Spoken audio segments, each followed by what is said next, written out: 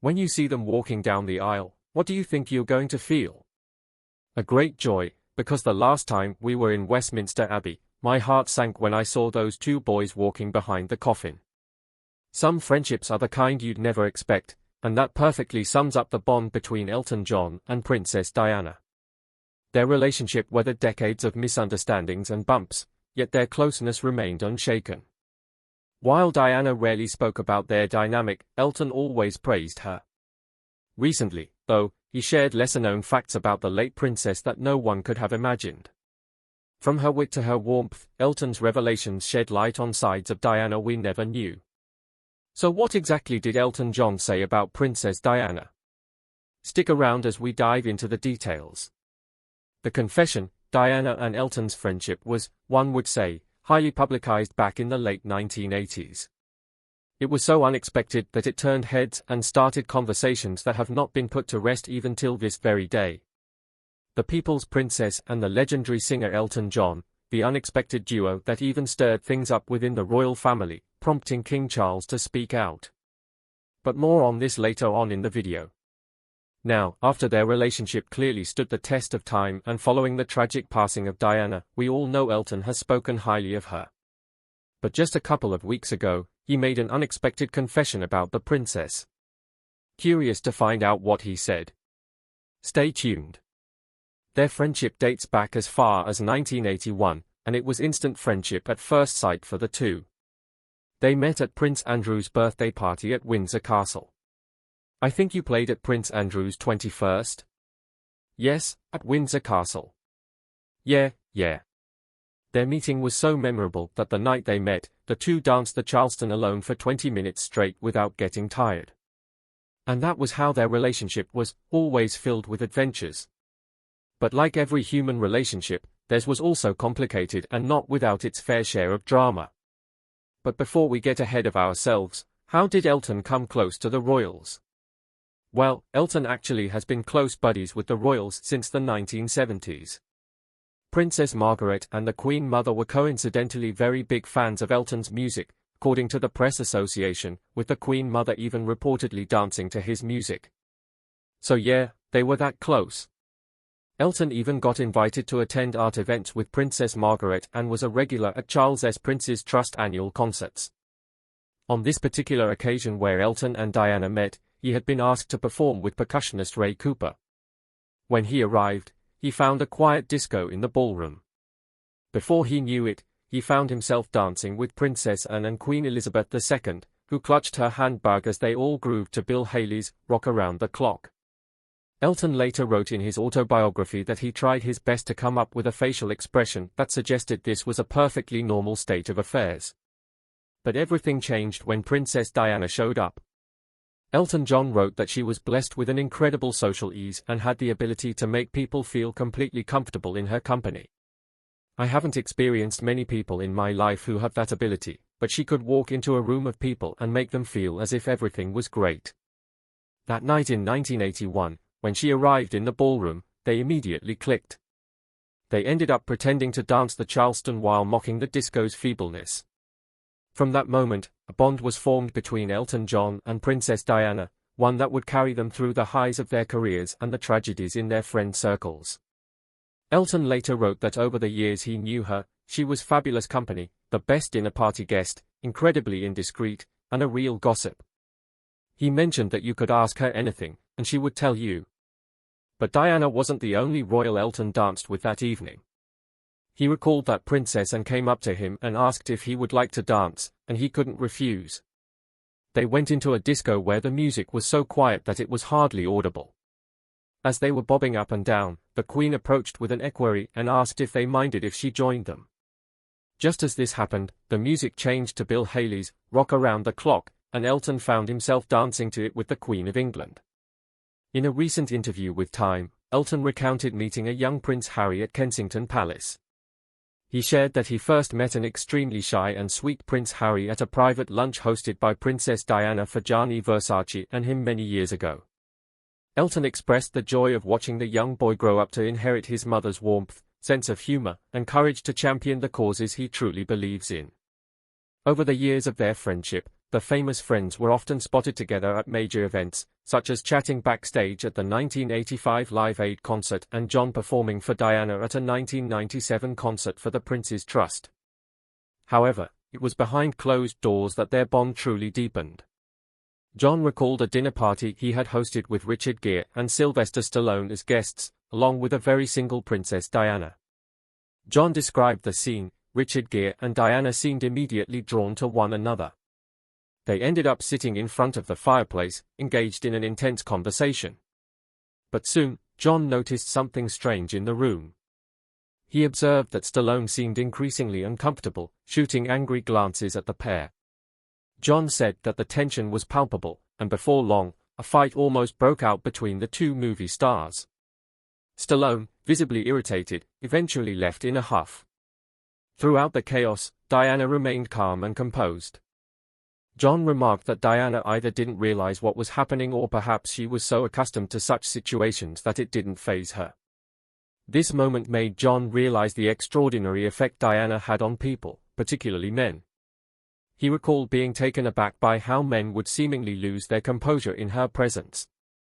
John noted that it wasn't just her beauty, but there was an intangible quality she possessed that left men utterly captivated.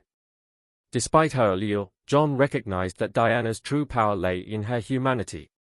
He pointed to the famous photograph of Diana holding an AIDS patient's hand at the London Middlesex Hospital, noting how it was a subtle yet powerful statement that changed public attitudes towards AIDS. He believed that Diana wasn't necessarily trying to make a political statement, but her simple act of kindness shifted perceptions on a global scale. While Diana's compassion and humanity cemented her place in the hearts of many, her personal relationships, just like every relationship, were complex. Even her close friendship with Elton John, which seemed unshakable, was not spared from misunderstandings and tensions. One such moment would come to define the challenges their relationship faced. Challenges Elton and Diana's relationship faced. Despite their deep friendship, a rift developed between the two, which Tina Brown referred to as a deep freeze in Vanity Fair. This occurred over a 1997 coffee table book, Rock and Royalty, created with Gianni Versace to benefit the Elton John AIDS Foundation.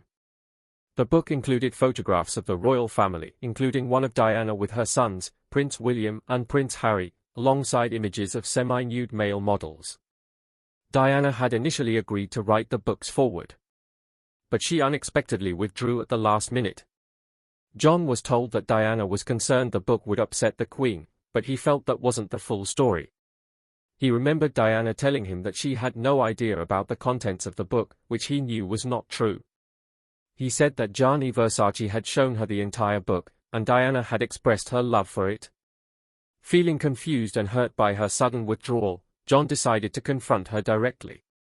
He wrote to her expressing how much money she had cost the AIDS Foundation by pulling out and reminding her that she had seen the book and approved of it. In response, Diana sent a formal and severe letter beginning with, "Dear Mr. John."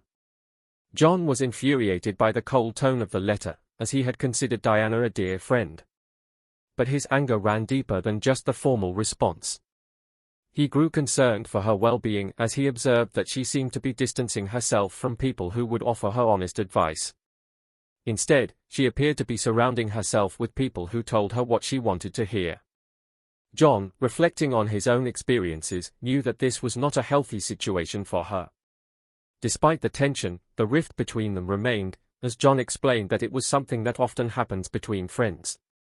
He admitted that they were both too proud to pick up the phone and mend the situation.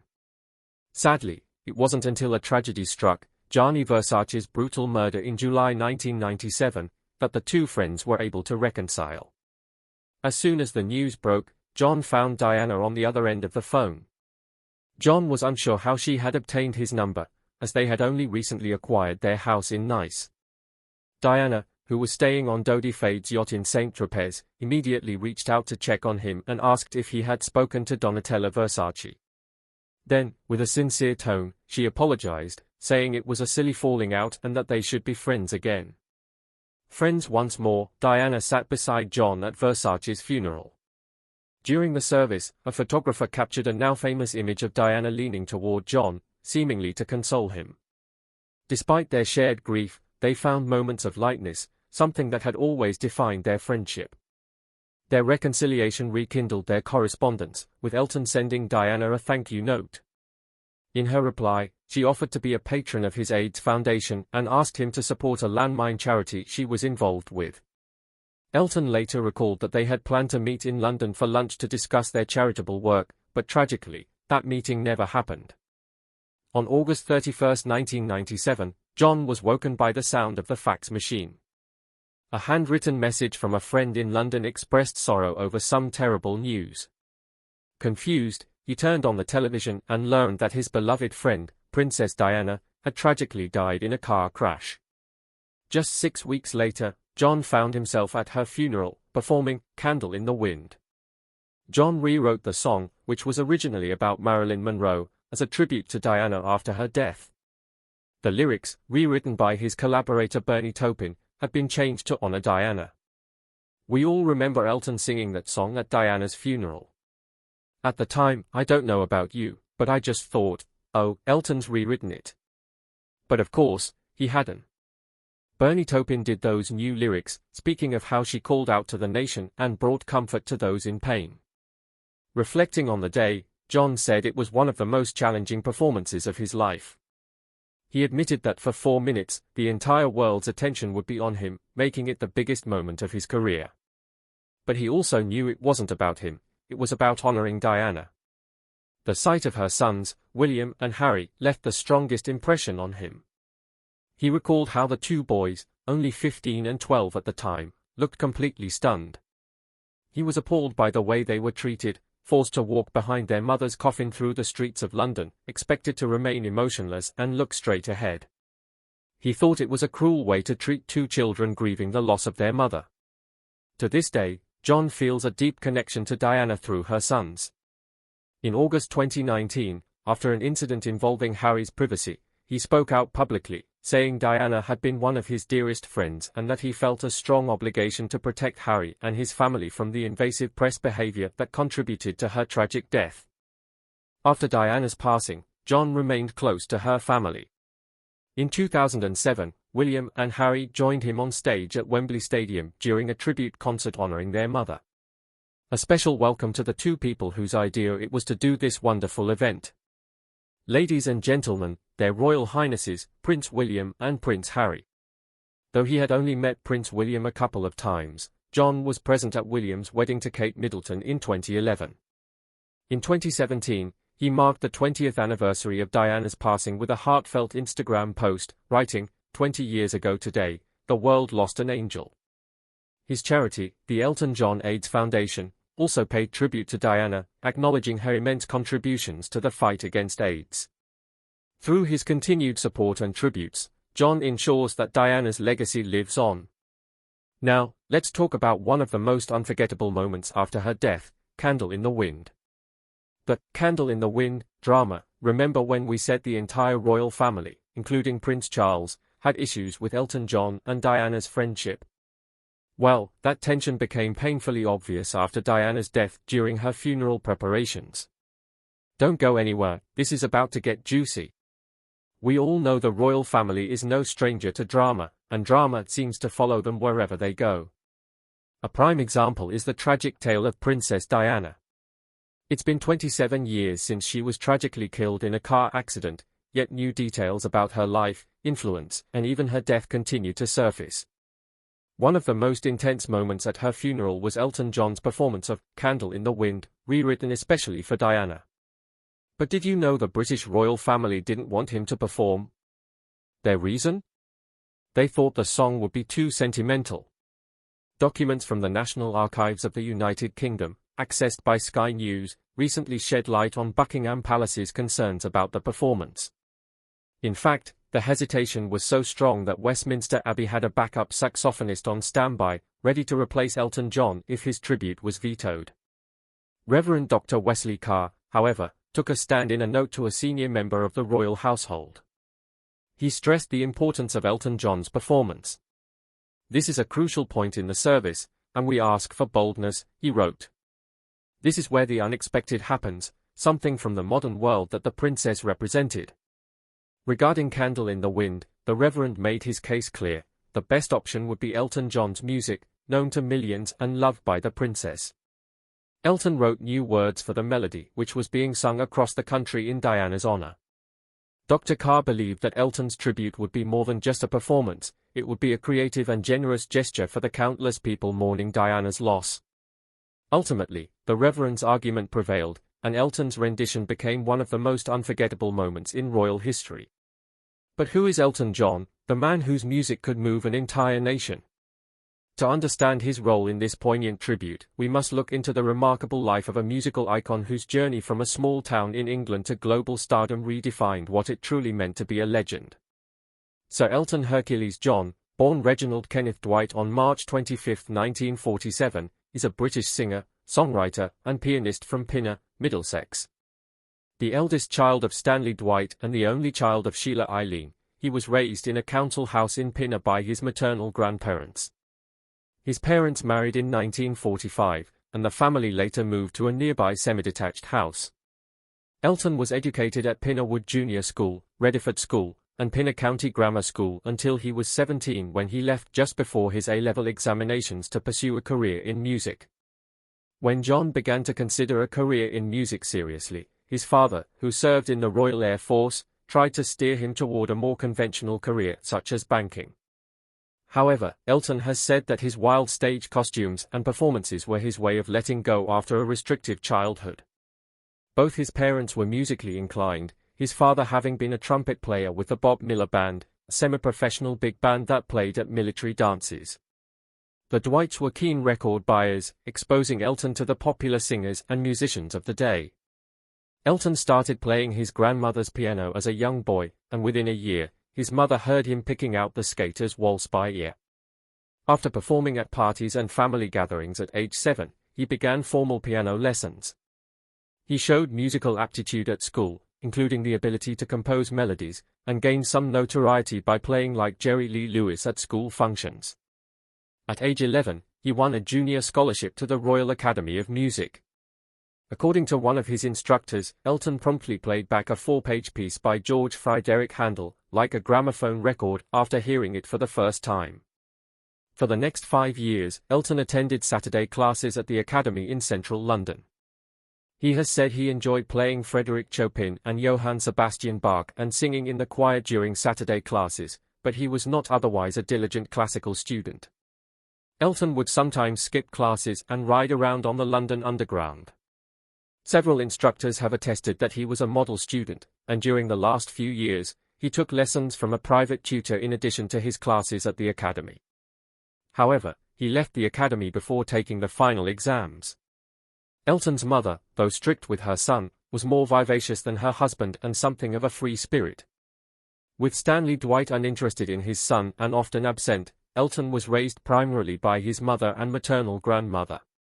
When his father was home, the Dwights had vehement arguments that greatly distressed Elton.